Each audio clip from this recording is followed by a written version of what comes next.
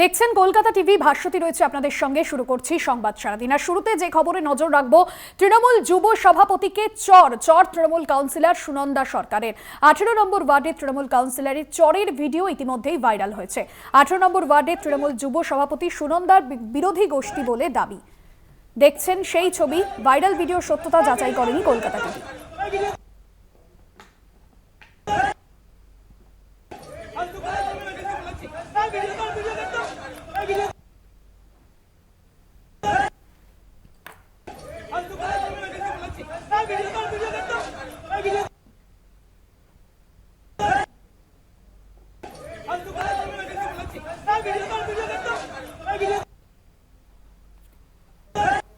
আপনাদের সামনে তুলে ধরলাম সেই ভিডিও।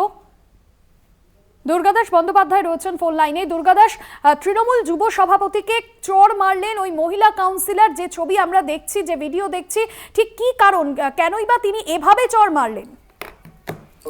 দেখো, একটা ভিডিও ভাইরাল হয়েছে, যে ভিডিওকে কেন্দ্র করে একটা বিতর্কের সৃষ্টি হয়েছে রাজনৈতিক মহলে। 18 নম্বর ওয়ার্ডের তৃণমূল কাউন্সিলর সুনন্দা সরকার প্রকাশ্যে চড় মারছেন তৃণমূলেরই যুব সভাপতি কেদার সরকারকে। কেদার সরকার হলেন 18 নম্বর ওয়ার্ডের তৃণমূলের যুব সভাপতি, শুধু নন, তিনি সুনন্দার বিরোধী গোষ্ঠী বলে পরিচিত এলাকায়।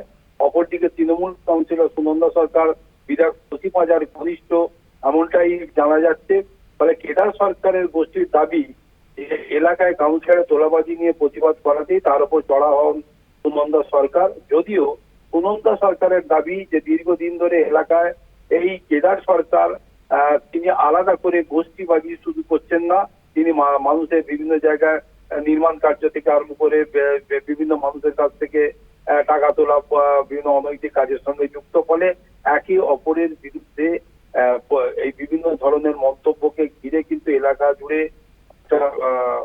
যথেষ্ট রাজনৈতিক মহলে একটা মানে বাজে অবস্থার সৃষ্টি হয়েছে এবং বিতর্কের সৃষ্টি হয়েছে।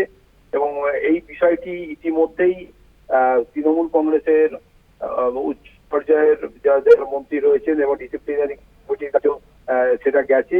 ফলে কোথাও যেন গিয়ে মনে হচ্ছে যে রাজনীতি করতে যারা করছেন, বিশেষ করে শাসক দলের হয়ে, কোথাও গিয়ে তাদের যেন অসহিষ্ণু হয়ে পড়ছেন এবং নিজেদের মধ্যেই বাঘ বিতণ্ডা, একে অপরের বিরুদ্ধে বিষোদ্গার থেকে শুরু করে মারামারি পর্যন্ত জড়িয়ে পড়ছেন, যেটা কখনোই কাম্য নয়। মানুষ কিন্তু বিভ্রান্ত হচ্ছেন, মানুষ এই বিষয়টাকে ভালো চোখে দেখছেন।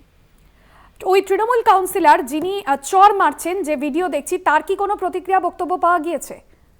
তিনি রাজি হয়নি। আমরা তার সঙ্গে কথা বলার চেষ্টা করেছিলাম, কিন্তু এই বিষয়ে কোনো প্রতিক্রিয়া রাজি হননি। পাশাপাশি তাকে মারা হয়েছে, তিনিও এই বিষয়টি নিয়ে একদম ধন্যবাদ। দুর্গাদাস বন্দ্যোপাধ্যায় প্রতিনিধি ছিলেন ফোন লাইনে।